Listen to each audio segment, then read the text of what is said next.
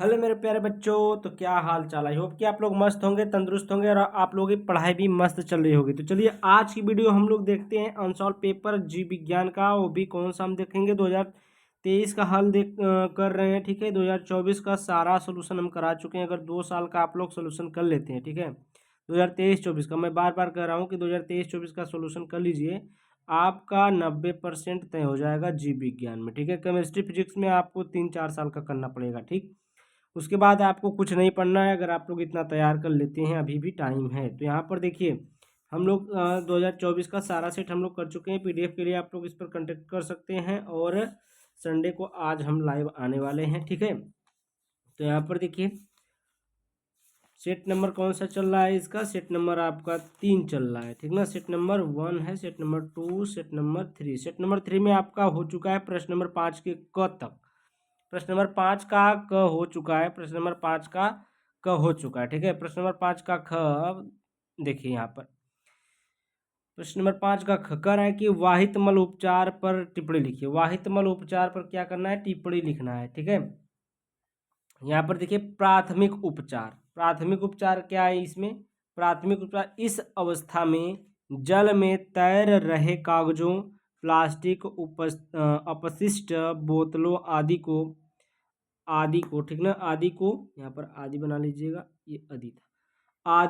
आदि को विशेष छन्नों द्वारा छान कर अलग किया जाता है। ठीक है, जो आपका इसमें वाहित मल का मतलब समझ रहे हैं, जो आपके नदी नाले हैं उसमें जो कागज है, प्लास्टिक है, जो भी चीज़ें तैर रही होती है उनको क्या करते हैं, एक छननी द्वारा क्या करते हैं, उसको छाना जाता है। ठीक है, उसको छान करके क्या किया जाता है, बाहर किया जाता है। जो प्लास्टिक बोतल है, कागज है, जो भी चीज़ें उसमें तैर रही हैं, ठीक है, उसको क्या किया जाता है, बाहर किया जाता है छान करके। ठीक है, छान कर अलग किया जाता है और छोटे निलंबित कणों को नीचे बैठने दिया जाता है। जो छोटे छोटे कण उसमें धूल के कण बैठे हुए होते देखते हैं, जिससे कहते हैं कि वो मिट्टी हो जाती है। ठीक है, मिट्टी जमी है, मिट्टी नीचे बैठी होती है। इस क्रिया में लगभग 2 से 10 घंटे लगते हैं। मतलब इस क्रिया में हम देखते हैं, आप लोग भी देखे होंगे, जहाँ पर नाली की सफाई होती है, कभी कभी आपके आसपास शहर में या फिर कस्बे में नाली की सफाई होती होगी, आप लोग देखे ही होंगे। तो वहाँ पर क्या होता है, 2 से 10 घंटे का समय लगता है। ठीक है,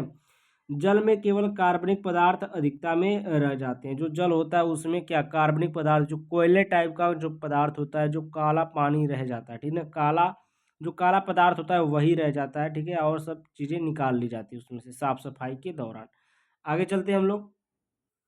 ये आपका है द्वितीयक उपचार। देखिए इस उपचार में सूक्ष्म जीवधारियों का उपयोग किया जाता है। इसमें क्या किया जाता है, जो एकदम छोटे छोटे जो सूक्ष्म जीव होते हैं, सूक्ष्म जीवधारी का नाम बता रहे हैं। ठीक है, मतलब शिव सूक्ष्म जीवधारी का नाम ले रहा है कि सूक्ष्म जीवधारी जो होते हैं, एकदम छोटे से छोटे सूक्ष्म जीव जो होते हैं, उनका उपयोग किया जाता है। जैसे ऑक्सीकरण ताल एक उथला जलाशय होता है। ठीक है, ताल हो गया, ताल का नाम सुने, ताल हो गया, या जलाशय हो गया, तालाब का नाम सुने होंगे, उसकी बात कर रहा है। जिसमें वाहित मल एकत्रित किया जाता है। जो वाहित मल होता है, जो गंदा कचरा होता है, उसकी बात कर रहा है। वाहित मल एकत्रित किया जाता है। इसमें कार्बनिक पदार्थ अधिक होने के कारण शैवाल और जीवाणुओं की अच्छी वृद्धि होने लगती है। इसमें क्षनित जल इस उपचार के दूसरे हौज में छोड़ा जाता है और इसमें सूक्ष्मजीव और कवक को रखा जाता है। ये जीव ऑक्सी और अनाक्सी करता है। ये क्या करता है, ऑक्सी करता है और अनाक्सी भी करता है, जिससे जल अपघटित या उपस्थित ऑक्सीजन टूट जाता है और नीचे बैठ जाता है। ठीक है, इससे क्या होता है, जो आपका जल होता है वो क्या होता है, अपघटित हो जाता है, टूट जाता है, और जो इसमें ऑक्सीजन होता है वो भी क्या होता है, टूट जाता है। ठीक है, तो टूट जाता है जब उसमें, तो ये जो वाहितमल होते हैं, जो छोटे छोटे कण होते हैं जल में, जो काले काले दिखते हैं, वो सब क्या होते हैं, नीचे पानी में क्या करते हैं, बैठ जाता है। ठीक है, फिर उसको निकाल लिया जाता है, किसके द्वारा, या जिसे भी, या फावड़े के द्वारा निकाल लिया जाता है। उसके बाद देखिए प्रश्न नंबर 5 का ग है।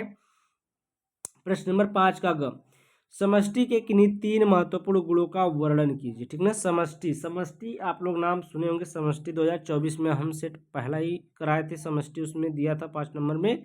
तो ये समष्टि जो है मोस्ट इंपॉर्टेंट क्वेश्चन है। समष्टि के किन्हीं 3 महत्वपूर्ण गुणों का वर्णन कीजिए। तो यहाँ पर देखिए लिंग अनुपात व्यष्टि, व्यष्टि यहाँ पर पहला है लिंग अनुपात, ठीक है।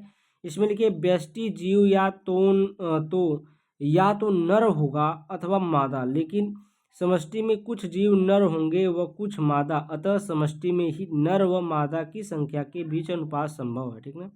जो हमारा समष्टि होता है उसमें क्या होता है, नर और जो मादा होते हैं दोनों के बीच में क्या होता है, एक लिंगानुपात होता है, ठीक ना। लिंग का अनुपात होता है कि वो कितने नर हैं कितने मादा है, ठीक है।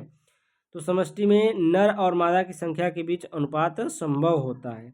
उसके बाद देखिए दूसरी पॉइंट है वायु वितरण। वायु वितरण में क्या है, वायु वितरण भी समष्टि में ही पाया जाता है। जो वायु वितरण होता है ये कहाँ पाया जाता है आपका, ये भी आपके समष्टि में ही पाया जाता है, ठीक ना। जो वायु वितरण हो गया ये कहाँ पाया जाता है, समष्टि में ही पाया जाता है, क्योंकि समष्टि में भिन्न भिन्न आयु वाले जीव होते हैं। क्या होता है इसमें, क्योंकि समष्टि में क्या होते हैं, भिन्न भिन्न जो होते हैं वो आयु वाले क्या होते हैं, जीव होते हैं। आयु का मतलब उसकी उम्र जो होती है उसको कह रहे हैं, ठीक है।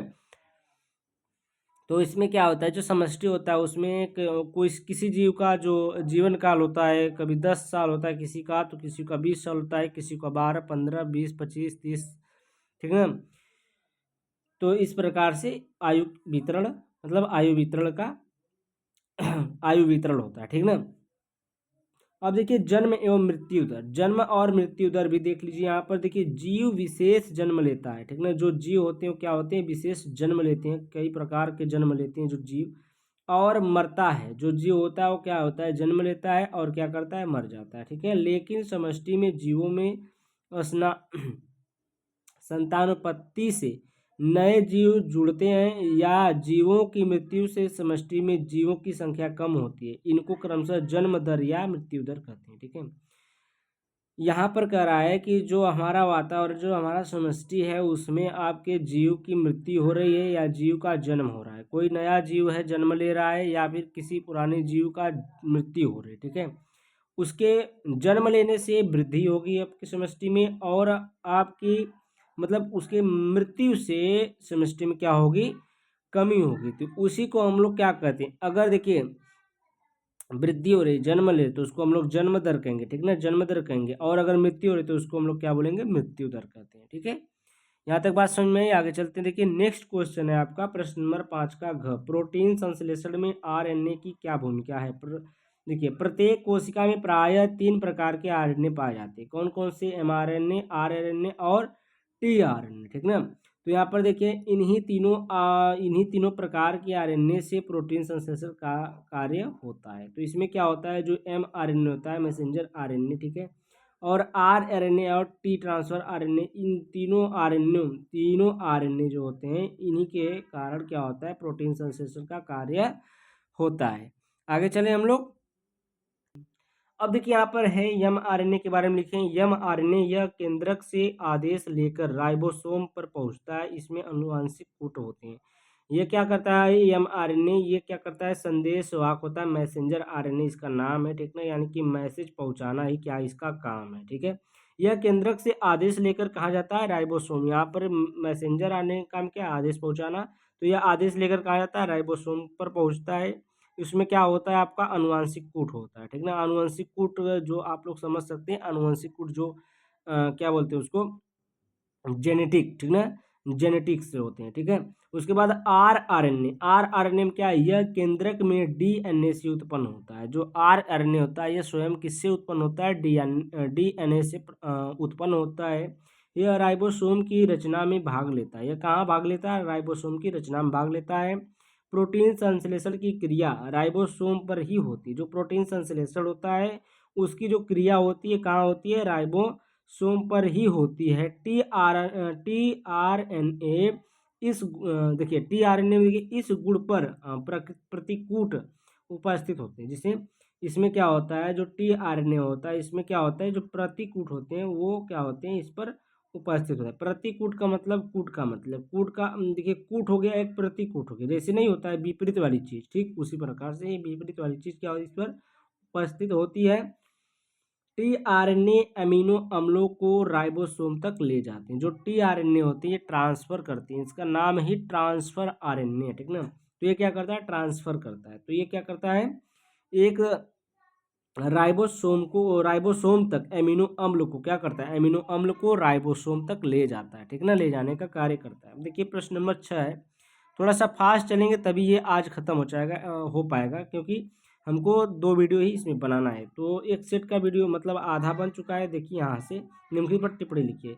प्लाज्मिड वाहक यह जीवाणुओं में पाए जाने वाला अतिरिक्त गुणसूत्रीय अनुवांशिक पदार्थ होता है। यह मुख्य गुणसूत्र से छोटा होता है। इनमें स्वतः द्विगुणन की क्षमता पाई जाती है। यह प्रायः सभी जीवाणुओं की कोशिका में पाया जाता है। जीवाणुओं के अतिरिक्त ये यीस्ट, कवक तथा यीस्ट उसी कहते हैं कवक को, ठीक ना, तथा मटर की अपरिपक्व मूल कोशिकाओं में पाए जाते हैं। जो आपके प्लाज्मिड होते हैं, प्लाज्मिड वाहक, उसकी बात की गई, तो इसको आप लोग लिख लीजिएगा। उदाहरण देखिए, टीआई एक प्रकार का प्लाज्मिड है जो एग्रोबैक्टीरियम ट्यूमीफेसियंस नामक जीवाणु में पाया जाता है। जो टीआई होता है एक प्रकार क्या है, प्लाज्मिड है, ठीक ना। जो टीआई है ये क्या है, एक प्रकार का प्लाज्मिड है जो एग्रोबैक्टीरियम ट्यूमीफेसियंस नामक जीवाणु में पाया जाता है। प्लाज्मिड शब्द का प्रयोग सर्वप्रथम लेडरबर्ग ने 1952 में किया। प्लाज्मिड में स्थानांतरण की क्षमता पाई जाती है। जो प्लाज्मिड होता है, प्लाज्मिड में क्या पाया जाता है, स्थानांतरण की, देखिए सही से दिख नहीं रहा था, उसके लिए सॉरी, ठीक है। आप लोग देख लीजिए एक बार फिर से, स्क्रीनशॉट ले लीजिएगा इसको, ठीक है। प्लाज्मिड शब्द का प्रयोग सर्वप्रथम किसने किया था, लेडरबर्ग ने किया था। कब किया था, 1952 में किया। प्लाज्मिड में स्थानांतरण की क्षमता पाई जाती है। इसी के कारण जो प्लाज्मिड होता है इसमें क्या होता है, स्थानांतरण पाया जाता है। जैसे कि ट्रांसफर आरएनए स्थानांतरण आरएनए है, उसी प्रकार से ये भी है। इसमें कौन सी क्षमता पाई जाती है, स्थानांतरण की, ठीक है।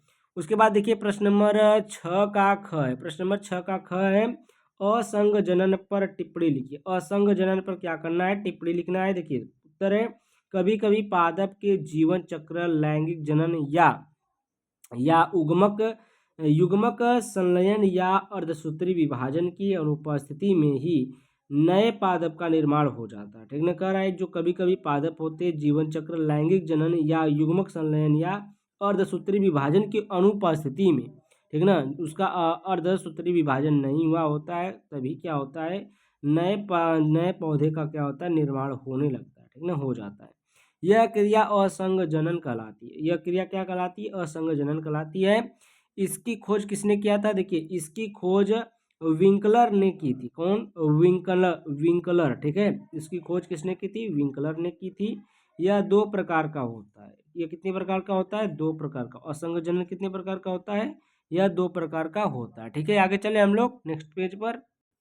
देखिए पहला कौन सा है, पहला है कायिक असंग जनन, ठीक ना। कौन है, कायिक असंग जनन। तो देखिए इस प्रकार के जनन में किसी कलिका से जो तना या पत्ती उत्पन्न होती है, ठीक ना, जहाँ से तना और पत्ती उत्पन्न होती है उसकी बात की जा रही है, उससे एक नए पादप का निर्माण होता है। इस क्रिया को बीज का निर्माण नहीं होता। इस क्रिया में बीज का निर्माण नहीं होता है, ठीक ना। इसमें क्या होता है, बीज का निर्माण नहीं होता है।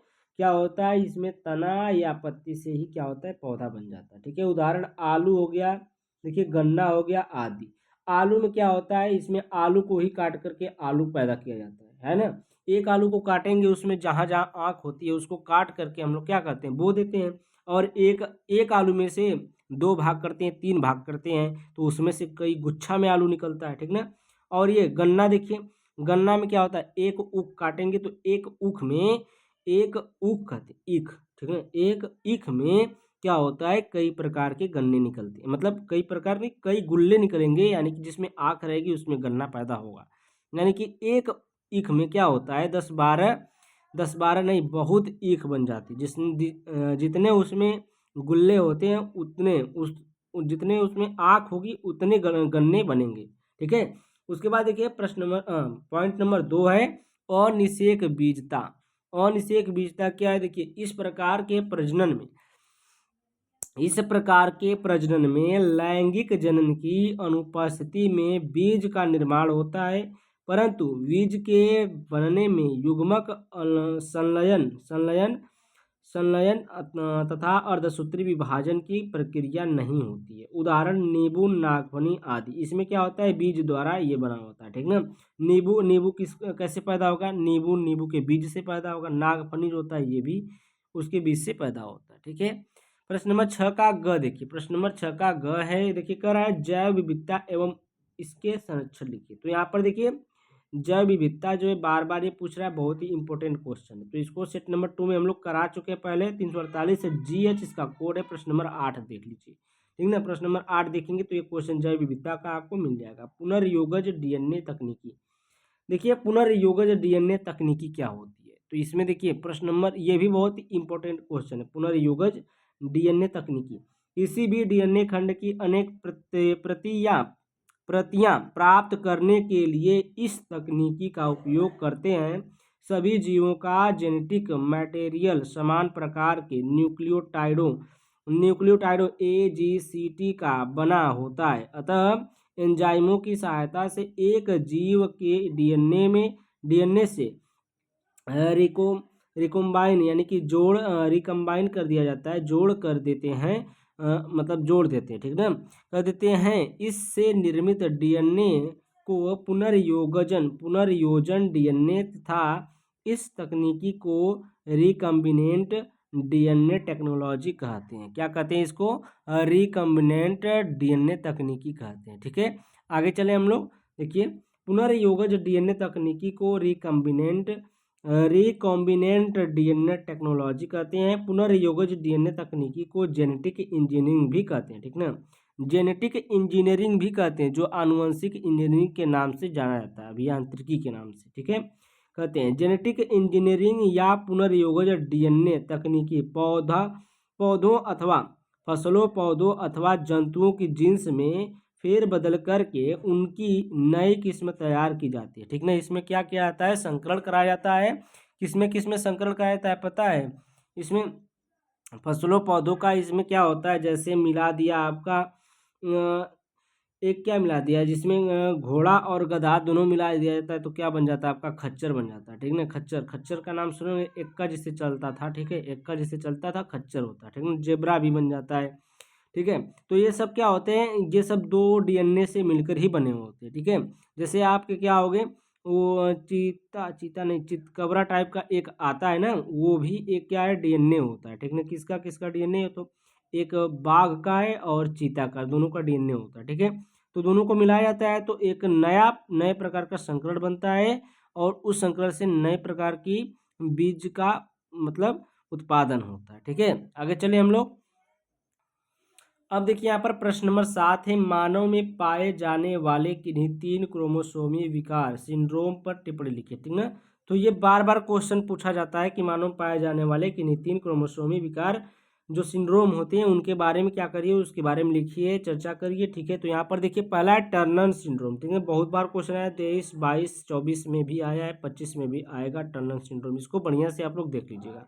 यह रोग लिंग गुणसूत्रों में एक एक्स गुणसूत्र की कमी से होने से, केवल एक एक्स गुणसूत्र उपस्थित रहता है, ठीक ना, होने से होता है, ठीक ना। इसमें क्या होता है कि यह केवल इसमें एक एक्स गुणसूत्र होता है, इसमें क्या होता है, केवल एक एक्स गुणसूत्र होता है। इसमें जैसे मान लीजिए कभी कभी क्या होता है, एक्स एक्स दोनों होता है, तो एक्स वाई होता है। इसमें क्या होगा, अगर वाई नहीं रहेगा तो एक्स होगा, अगर एक्स एक्स में एक एक्स नहीं रहेगा तो एक ही कोई एक्स होगा, ठीक है, उपस्थित रहता है। और गुणसूत्र की संख्या 46 के स्थान पर 45 रह जाती है, इसे हम लोग टर्नर सिंड्रोम कहते हैं। लक्षण क्या होता है इसमें, देखिए महिलाओं का कद जो होता है छोटा हो जाता है, अंडाशय अनुपस्थित या अल्प विकसित होने के कारण ये नपुंसक या बाज होती हैं, ठीक है। इसमें क्या होता है, जो पीरियड्स होते हैं इसमें पीरियड नहीं आते हैं, ठीक है। तो उनको बाज कहा जाता है, जो बच्चे पैदा न कर सके उनको, जो भोजपुरी में अपने गांव देहात में नाम सुने होंगे बाज का, ठीक ना। तो ये क्या होता है, टंडन सिंड्रोम के कारण ही होता है। किसी महिला में टंडन सिंड्रोम अगर होता है तो उसमें क्या कितने गुणसूत्र पाए जाएंगे, 46 के जगह पर कितने पाएंगे, 45 ही पाए जाएंगे, ठीक है। तो 45 जब गुणसूत्र पाए जाएंगे तो इसमें कोई ना कोई कमी होगी, तब ना। तो एक कमी यहाँ पर होता है, जो अंडाशय होता है इनका अंडाशय अनुपस्थित रहता है, यानी कि इनमें जो होता है पीरियड्स नहीं आते, जो एमसी होता है वो नहीं आता है मंथली चक्र। ठीक है, तो यहाँ पर देखिए क्लाइफेल्टर सिंड्रोम्स क्या है। क्लाइफेल्टर सिंड्रोम से यह रोग लिंग गुणसूत्रों में एक गुणसूत्र बढ़ जाता है। ठीक है, इसमें क्या होता है, इस रोग में लिंग गुणसूत्रों में क्या होता है, एक गुणसूत्र बढ़ जाता है, जिसके कारण लिंग गुणसूत्र की संख्या 2 के स्थान पर 3 हो जाती है। यानी कि एक जोड़ी होती है, यानी कि 2 होती है, तो 2 की जगह पर क्या हो जाएगा, एक और बढ़ जाएगा। और लिंग एक्स एक्स अथवा एक्स वाई न होकर के एक्स एक्स वाई हो जाते हैं। क्या हो जाते हैं, एक्स एक्स वाई हो जाते हैं। इस अवस्था को क्लाइफेल्टर सिंड्रोम कहते हैं। गुणसूत्र देखिए यहाँ पर 44 है, 44 की जगह पर एक 45 46 होना चाहिए ना, एक देखिए बढ़ गया, एक्स एक्स वाई हो गया, तो 46 कितना हो गया, 47 हो गया। ठीक ना। लक्षण देखिए क्या है, शरीर लंबा हो जाएगा, वृषण छोटे हो जाएंगे, शुक्राणु निर्माण अनुपस्थित रहेगा, कम बाल तथा महिलाओं के जैसे स्तन भी होते हैं। इसमें क्या होता है, किन्नर का नाम सुने होंगे, 6 नंबर जो होते हैं, 6 नंबर। ठीक है, उनकी बात की जा रही है इसमें। ठीक है, इसमें क्या होता है, जो क्लाइफेल्टर सिंड्रोम होता है, अगर ये किसी में उपस्थित हो गया क्लाइफेल्टर सिंड्रोम, तो उनको क्या बनना पड़ जाता है, किन्नर बनना होता है। ठीक है, यानी कि किन्नर ही बनते हैं। क्या होता है इसमें देखिए X X Y, X X, ये एक्स एक्स जो है, एक्स एक्स महिलाओं में पाया जाता है, एक्स एक्स, और एक्स वाई जो होता है पुरुषों में पाया जाता है। तो इसमें तो दोनों पाया गया ना, एक्स एक्स महिला हो गई और एक्स वाई जो मिल करके पुरुष हो गए, तो पुरुष और महिला दोनों का रूप ले लेती हैं, यानी कि किन्नर बन जाते हैं, छक्के। ठीक है, उसके बाद देखिए 44 वृद्धि से होने वाले नुकसानों को समझ सकें। ठीक है, तो ये सब चीज़ें भी आप लोगों के लिए है। ठीक, सीमित सीमित परिवार वाले व्यक्तियों के बच्चों को निःशुल्क शिक्षा मुक्त इलाज की व्यवस्था होनी चाहिए। यानी कि जो छोटे परिवार हैं, गरीब परिवार है, ठीक है, पुअर परिवार है, उसके लिए क्या कर रहा है कि जो बच्चे हैं निःशुल्क शिक्षा प्राप्त कर लें, मुक्त इलाज हो। ठीक ना, ऐसी इस प्रकार की व्यवस्था होनी चाहिए। प्रश्न नंबर 9 है, देखिए प्रश्न नंबर 9 है, कह रहा है कि जीव मंडल आरक्षितियों एवं राष्ट्रीय उद्यान का एक विवरण दीजिए। यहाँ पर देखिए जीवमंडल आरक्षित क्षेत्र वन्य जीवन पौधों और जंतु संसाधनों और उस क्षेत्र के आदिवासियों के पारंपरिक पारंपरिक ढंग से जीवन यापन हेतु विशाल संरक्षित क्षेत्र जैवमंडल तथा जीवमंडल जैवमंडल या जीवमंडल आरक्षित क्षेत्र कहलाता है। ठीक है, क्या कहें, वन्य जीव पौधों और जंतु संसाधनों और उस क्षेत्र के आदिवासियों के पारंपरिक ढंग से जीवन यापन हेतु विशाल संरक्षित क्षेत्र जैवमंडल या जीवमंडल आरक्षित क्षेत्र कहलाता है। ठीक है, इसको हम हाली हाली पढ़ेंगे। ठीक है, क्योंकि अब ज़्यादा वीडियो हो गई, बहुत बड़ी। अब देखिए यहाँ पर आता है बायोस्फीयर रिजर्व, जैव विविधता के बड़े क्षेत्र हैं जहाँ वनस्पतियों और जीवों की रक्षा की जाती है। जो यहाँ पर जो क्या है, बायोस्फीयर हो गया, रिजर्व जैव विविधता है कि बड़े क्षेत्र हैं जहाँ पर क्या होता है, वनस्पतियों और जीवों की रक्षा की जाती है। भारत सरकार ने भारत के 18 बायोस्फीयर रिजर्व की स्थापना की है। जो भारत सरकार है हमारी, वो क्या किया है, 18 बायोस्फीयर रिजर्व की स्थापना की है जीवधारियों के लिए, जीव जंतुओं के लिए। ठीक है, उसके बाद हेडिंग लगाएंगे आप लोग, जैव मंडल आरक्षित क्षेत्र का महत्व। इसमें पहली पॉइंट लिखेंगे आरक्षित क्षेत्र शिक्षा एवं प्रशिक्षण का साधन है। दूसरी पॉइंट आरक्षित क्षेत्र अंतर्राष्ट्रीय सहयोग को बढ़ावा देते हैं। तीसरी पॉइंट आरक्षित क्षेत्र पारिस्थितिकी एवं पर्यावरणीय अनुसंधानों के लिए महत्वपूर्ण क्षेत्र है। उसके बाद राष्ट्रीय उद्यान देखिए, वह क्षेत्र जो वन्य जीवों के लिए पूर्ण रूप से संरक्षित होता है तथा जहाँ शिकार, खेलना, पशु चराना, फसल बोना निषेध होता है, यानी कि मना होता है, राष्ट्रीय उद्यान कहलाता है। ठीक है, यहाँ पर आपको सब कुछ की मनाही है, यानी कि कुछ नहीं करना है। जो जो चीज़ें यहाँ पर है, इन क्षेत्रों में जंतुओं या प्राणी जात तथा पादपों या वनस्पति जात दोनों का संरक्षण किया जाता है। भारत में 104 अप्रैल 2012 राष्ट्रीय उद्यान, यानी कि 2012 में ये काउंटिंग हुई थी, 104 राष्ट्रीय उद्यान है। ठीक ना, कुल 166 भारत में राष्ट्रीय उद्यान है। इस टाइम में कुल कितने, 166 भारत में राष्ट्रीय उद्यान है। ठीक है, उसके बाद देखिए जिम कॉर्बेट राष्ट्रीय उद्यान भारत का प्रथम राष्ट्रीय उद्यान है। कौन सा? जिम कॉर्बेट, ठीक ना। जिम कॉर्बेट है जो राष्ट्रीय उद्यान, ये भारत का कौन सा प्रथम राष्ट्रीय उद्यान है, जिसकी स्थापना सन 1936 में हुई थी। यह उत्तराखंड में, ठीक ना।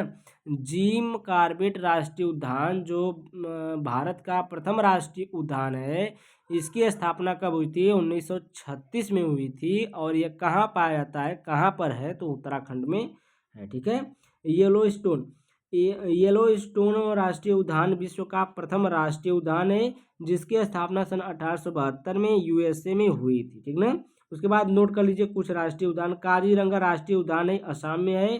पेरियार, पेरियार राष्ट्रीय उद्यान केरल में, ठीक है। प्रश्न नंबर 9 का अथवा देख लिए। प्रश्न नंबर 9 ये अंतिम क्वेश्चन है इस सेट का। प्रश्न सेट नंबर 3 का अंतिम क्वेश्चन। प्रश्न नंबर मासिक चक्र को परिभाषित कीजिए। इस दौरान हार्मोन की पारस्परिक क्रिया का एक विवरण दीजिए, ठीक ना। ये भी महत्वपूर्ण इंपॉर्टेंट टॉपिक है आप लोगों के लिए। अब यहाँ पर देखिए मासिक चक्र, यह एक प्रकार का जनन चक्र है जिसमें अंडाणु मादा के अंडाशय में परिपक्व होता है, ठीक ना। एक अनिषेचित अंडाणु शरीर से बाहर रक्त स्राव के द्वारा निकलता है। इस चक्र को ही मासिक चक्र कहते हैं, ठीक ना। इसमें क्या होता है, जो लेडीज होती हैं, जो लड़कियां होती हैं, उनको क्या होता है आपको पता ही होगा। जो लेडीज होंगी, ठीक ना, उनमें पीरियड्स आते हैं। एक मंथली चक्र होता है, ये मंथ के मतलब 28वें दिन पर ही आता है, ठीक है। तो इसमें क्या होता है, रक्त स्राव होता है, ठीक ना, ब्लड आता है उसमें। और इसमें अंडाणु होते हैं, ठीक ना, अंडाणु होते हैं, ठीक। ये चक्र को ही क्या कहते हैं हम लोग, मासिक चक्र कहते हैं। सामान्य रूप से यह चक्र औसतन 28 दिनों में पूरा होता है, यानी कि 28वें दिन या 29वें दिन ये चक्र आ जाता है, ठीक है। उसके बाद सामान्यतया रुधिर स्राव प्रायः 4 से 5 दिनों तक होता रहता है, यानी कि इनके शरीर में इसमें बहुत पीड़ा होता है, ठीक है, इसमें बहुत दर्द होता है। और ये जो 4 से 5 दिनों तक लगातार ये चलता रहता है, ठीक है, यानी कि ब्लड मतलब आता रहता है, ठीक है। उसके बाद देखिए मादा में जनन काल के प्रारंभ के साथ ऋतुस्राव प्रारंभ होता है, जो जनन काल की संपत्ति के पश्चात रुक जाता है, ठीक है। मादा में यह जनन काल 12 से 13 वर्ष की आयु से प्रारंभ होकर 45 से 50 वर्ष की आयु तक होता है, ठीक ना। फिर उसके बाद देखिए यहाँ पर LH हार्मोन है, देखिए इसका नाम वहाँ पर लिखा गया है। महिलाओं में LH हार्मोन मासिक चक्र में नियंत्रित करने में मदद करता है और अंडाशय में अंडे की वृद्धि को प्रोत्साहित करने में मदद करता है, और इसे ओव्यूलेशन के रूप में जाना जाता है। ओव्यूलेशन से ठीक पहले LH स्तर तेजी से बढ़ता है। LH मासिक चक्र को नियंत्रित करने के लिए एक अन्य सेक्स हार्मोन के साथ काम करता है, जिसे हम लोग क्या कहते हैं, देखिए फॉलिकल स्टिमुलेटिंग हार्मोन कहते हैं, ठीक ना। FSH कहा जाता है, ठीक है, FSH। यहाँ पर देखिए फॉलिकल स्टिमुलेटिंग हार्मोन, यहाँ पर ये हार्मोन महिलाओं में ओव्यूलेशन के लिए जिम्मेदार होता है। मासिक चक्र के दौरान सभी महिलाओं में इसका स्तर बढ़ जाता है, जो कि प्रेग्नेंट होने के लिए एक अच्छा संकेत होता है, ठीक है। अधिक उम्र की महिलाओं में ओवरी के मैच्योर होने की वजह से FSH का स्तर बढ़ जाता है, इसलिए उम्र के साथ इस हार्मोन का स्तर भी बढ़ जाता है, ठीक है। तो ये आपका था, इधर तो नहीं है, ठीक है।